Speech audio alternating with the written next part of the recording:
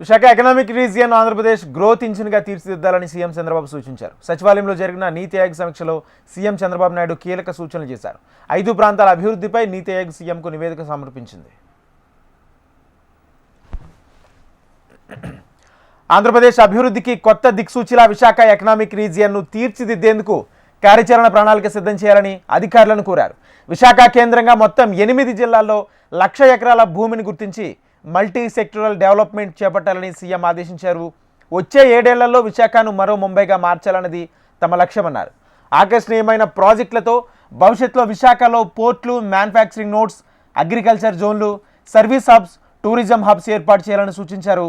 Housing యూనిట్లు, hotel రూమ్లు, innovation సెంటర్లు, కాలేజీలు, పరిశ్రమల కోసం భారీ స్థాయిలో గోడౌన్లు, కార్యాలయాలు ఏర్పాటు చేయాలని ఆదేశించారు సీఎం చంద్రబాబు. విశాఖ, కాకినాడ మధ్య బీచ్ రహదారుల నిర్మాణంతో పాటు టూరిజాన్ని పరిశ్రమగా అభివృద్ధి చేయాలన్న లక్ష్యంతో అడుగులు వేస్తున్నామని సీఎం అన్నారు. స్కిల్ డెవలప్మెంట్కి కొత్త పాలసీ, వర్క్ ఫ్రమ్ హోమ్ ద్వారా 20 లక్షల మందికి అవకాశాలు కల్పించాలన్న సంకల్పంతో ముందుకు సాగుతున్నామన్నారు.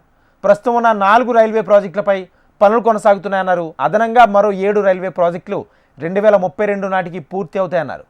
సముద్ర తీర ప్రాంతాన్ని మరింత వినియోగించుకుని ప్రగతి సాధించాలని సీఎం సూచించారు.